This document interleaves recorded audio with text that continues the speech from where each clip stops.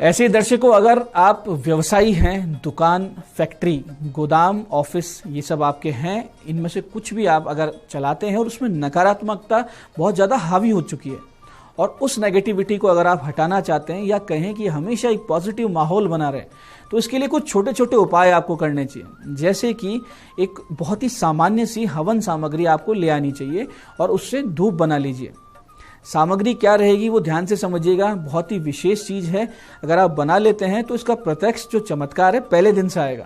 सामग्री इस प्रकार है, नोट कर लीजिएगा। अगर, तगर, जटामासी, नागर मोथा, लाल चंदन का बुरादा, सफेद चंदन बुरादा, गूगल, लौंग, पंचमेवा, इलायची, देसी गौघृत यानी गौ माता का जो देसी घी होता है, और गुड़। ये सारी वस्तुओं को कूट पीस कर और पेस्ट की तरह बना लीजिए और धूप बत्ती तैयार कर लीजिए।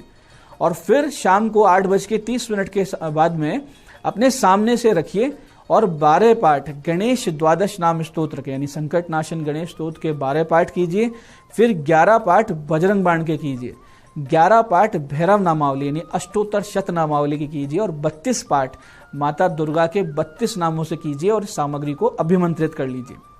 उसके बाद में सुबह शाम अपने व्यापारिक प्रतिष्ठान पर इस धूप को प्रज्वलित करें। अधिक बड़ा स्थान है तो 4 कोणों में लगा दें इसे।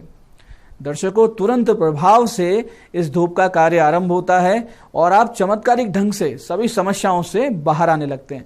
बहुत ही जबरदस्त एक पॉजिटिव माहौल आपके आसपास बने रहने लगता है। ऐसे दर्शकों, पति पत्नी की बेवजह की लड़ाइयां बहुत ज्यादा हो रही हो, गुस्सा बढ़ता जा रहा हो, तो गूलर के पेड़ की 2 डालियां ले लें और उन पर अच्छे से अमर बेल, जो पीले रंग की बेल होती है वृक्षों पे आपने देखा होगा, अमर बेल को अच्छे से लपेट दें। इस प्रकार से लपेटें कि वो डालियां दिखना बंद हो जाएं। फिर उन दोनों डालियों को आज दोपहर 2:30 से 4:30 के बीच में एक गुड़ के टुकड़े, एक चांदी के सिक्के, एक मुट्ठी नमक और एक मुट्ठी ज्वार के साथ उस कमरे में कहीं ऊपर अलमारी वगैरह पे रख दें या रोशनदान में रख दें। बहुत जल्दी समस्याओं में कमी आएगी, आपसी संबंधों में जो खटास आ रही थी उसमें कमी आएगी, आपस में प्रेम और सम्मान में वृद्धि होगी, इसमें कोई संदेह नहीं। इसी प्रकार से जिन छात्र छात्राओं को पढ़ाई में समस्याएं आ रही हो, याददाश्त की कमी हो, जो पढ़ते हैं वो याद नहीं रहता हो, परीक्षा आने वाली हो, कोई या प्रतियोगी परीक्षा की तैयारी कर रहे हो, तो ऐसी स्थिति में एक अमोघ उपाय करें। निश्चित रूप से पढ़ाई लिखाई संबंधित अड़चनें दूर होंगी।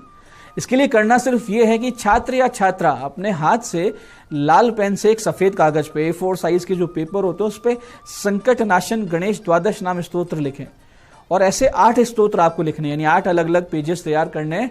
फिर 8 अलग अलग मंदिरों में पुजारी जी को जाकर वो पर्चे बांट दें, एक और साथ में 2 केले और क्षमता के अनुसार दक्षिणा भी प्रत्येक पुजारी को आप दे दें और उनके चरण छू के आशीर्वाद लें। इसके बाद जब घर वापस लौटे तो गणेश अथर्वशीष के 11 पाठ कर लें और संस्कृत अच्छी नहीं है, नई पाठ कर सकते हैं तो सुन लें।